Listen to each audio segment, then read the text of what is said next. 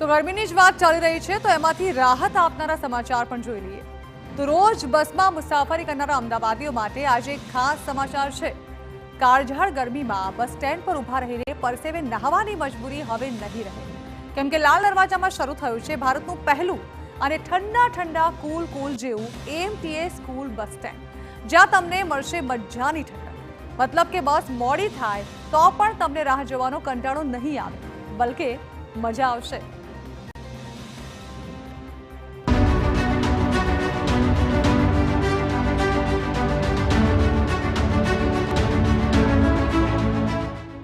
ગરમીની શરૂઆત થતા ઠંડકના સમાચાર.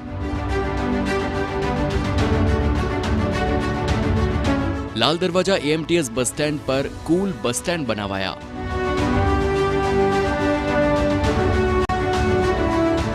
આ જુઓ, નવું કંઈક લાગે છે ને?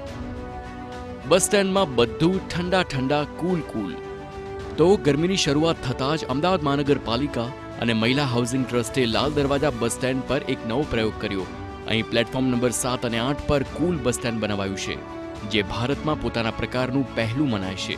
હીટ એક્શન પ્લાન અંતર્ગત શરૂ થયેલી આ પહેલથી રોજના હજારો મુસાફરોને ગરમીમાં રાહત મળશે. જોકે આ એક પાયલોટ પ્રોજેક્ટ છે, જેનું મેયર પ્રતિભા જૈને લોકાર્પણ કર્યું છે.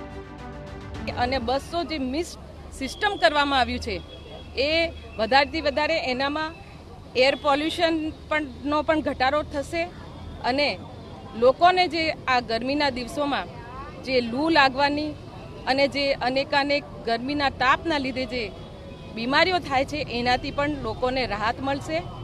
અને આ કુલિંગ સ્ટેશનની જે સમસ્ત જવાબદારી એ ગુજરાત મહિલા હાઉસિંગ સેવા ટ્રસ્ટની છે.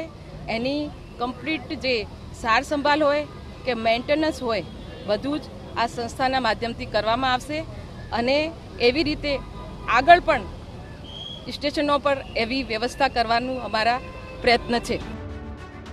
હવે સવાલ એ થાય કે કૂલ બસ સ્ટેન્ડ તો બની ગયું, પણ તેની ખાસિયત શું છે?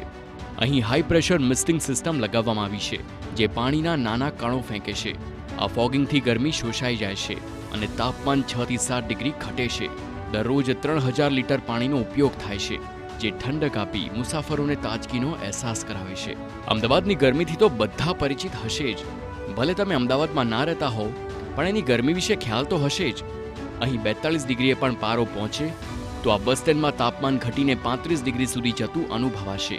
તો ગરમીમાં રાહત આપનારા આ કૂલ બસ સ્ટેન્ડનો ફાયદો સ્વાભાવિક જ મુસાફરોને થવાનો છે. પરંતુ ફાયદો શું થશે, કોને થશે, કેવી રીતે થશે એ પણ જોઈ લઈએ. રોજના 3 થી 4 હજાર મુસાફરોને, ખાસ કરીને બાળકો, વૃદ્ધો અને નોકરીએ જતા લોકોને ફાયદો થશે. ગરમીમાં ઊભા રહેવાથી હીટ સ્ટ્રોકનો ખતરો ઘટશે. ઉદાહરણ તરીકે સવારે બસ પકડતી શાળાની વિદ્યાર્થીની કહે છે કે હવે ગરમીમાં થાક નથી લાગતો. ઉપરાંત લોકો જાહેર પરિવહન વધુ વાપરશે, જેથી ટ્રાફિક અને પ્રદૂષણ પણ ઓછું થશે. આ તો થઈ અમદાવાદની વાત. પરંતુ શું આવનારા સમયમાં બીજી જગ્યાએ પણ આ પ્લાન મુજબ થશે? તો જવાબ છે હા. પરંતુ એએમસીનું કહેવું છે કે આ પાયલોટ પ્રોજેક્ટ સફળ થશે તો આવી સુવિધા અમદાવાદના અન્ય બસ સ્ટેન્ડ જેમ કે ગીતા મંદિર કે રાણીપ ઉપર પણ શરૂ થઈ શકે છે. ખેર, અમદાવાદ જ નહીં, ગુજરાતના અન્ય શહેરોમાં પણ આવો પ્લાન અમલમાં મુકાય તો મુસાફરોનું જીવન વધુ સરળ બનશે. શું ગુજરાત દેશ દુનિયામાં આવી વ્યવસ્થા બીજે ક્યાંય છે? અને છે તો કેવી છે? ચાલો એ પણ જાણી લઈએ.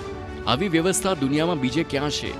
દુબઈમાં 2019થી એર કન્ડિશન બસ સ્ટોપ્સ છે, જે સોલર પાવરથી ચાલે છે અને 50 ડિગ્રી ગરમીમાં પણ ઠંડક આપે છે. સિંગાપુરમાં સ્માર્ટ બસ સ્ટોપ્સ વાઈફાઈ અને ચાર્જિંગ પોઈન્ટ્સની સાથે ઠંડક આપે છે. ભારતમાં આ પ્રકારનું પહેલું બસ સ્ટેન્ડ અમદાવાદમાં બન્યું છે, જ્યારે ગુજરાતમાં હજુ આવી અન્ય સુવિધા નથી. મતલબ કે આ નાનું પગલું ભવિષ્યમાં મોટો ફેરફાર લાવી શકે છે. સવાલ ફક્ત તંત્રના ઈરાદાનો છે. લાલ દરવાજાનો કૂલ બસ સ્ટેન્ડ એક શરૂઆત છે, જે દેશભરમાં ફેલાય તો મુસાફરોને કમસે કમ ભર ઉનાળામાં મોટી રાહત થઈ જશે. જિગ્નેશ પટેલ, TV9 અમદાવાદ.